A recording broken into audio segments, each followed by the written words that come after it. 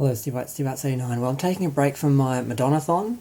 I'm watching all her videos, all of them alternative, HD, all of them.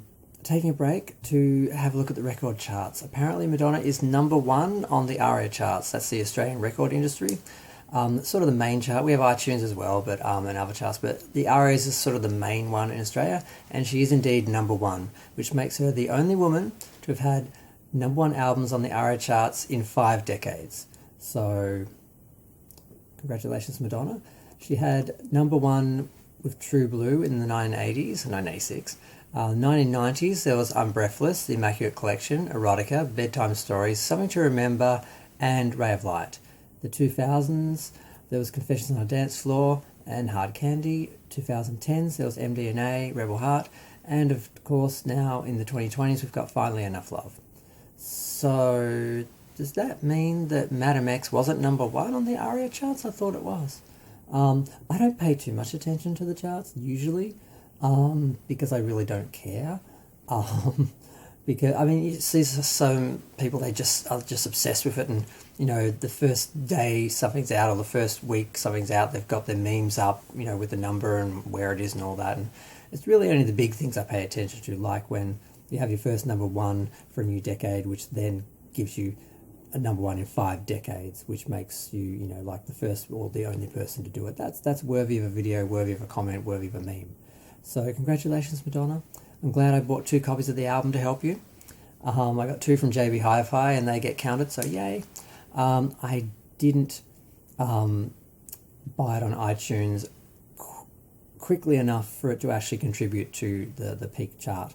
I still get counted, but I didn't buy it like when it first came out. I bought it later, so oh well. But yes, this is pretty good, and I'm a little bit surprised that she had as many #1s in the 90s, because I thought in the 90s she sold a lot but didn't have a lot of #1s.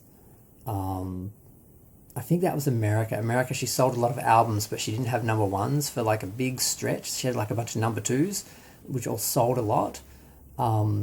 And then, because there was a gap, and she didn't have a #1 in a whole decade. There was no #1 albums on one of the charts for a whole decade, and she missed out on one of these sort of, you know, #1 every decade chart sort of history things, because she didn't have any #1s in the 90s. She had #1s in the 80s and the noughties and the 210s, and I can't remember which chart it was, so obviously it wasn't Australia. But I'm going to stop talking.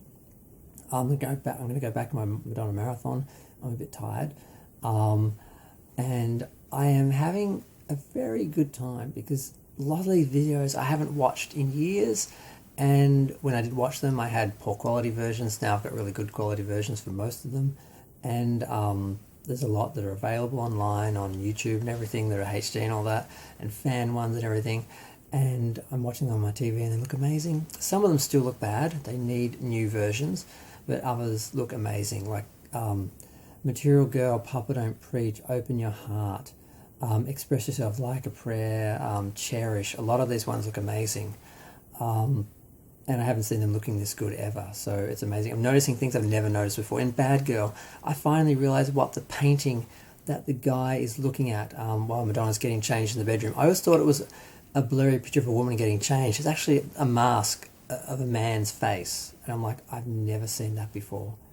And I was watching Who's That Girl, and I never noticed before that the card that the little Nikki Finn cartoon character is like moving and walking around on is actually the High Priestess card and the tarot card. So little things like that I never even noticed because I haven't looked at them for ages, or the definition was bad and you couldn't read or see detail in that. So I'm just having a very good Madonna time. I'm sort of having a Madonna 40th anniversary, celebrating her career Madonna-thon a bit early. Technically it should be in like, I think, October or September, October was when she first released Everybody, but she had a birthday and she released the album, and I was listening to the album last night. I listened to the whole of the 50 track Finally Enough Love, and then also listened to the 16 track as well, and just put me in a Madonna mood. And I'm like, I have to do the marathon this weekend. I'm going to watch all the music videos, all the live performances,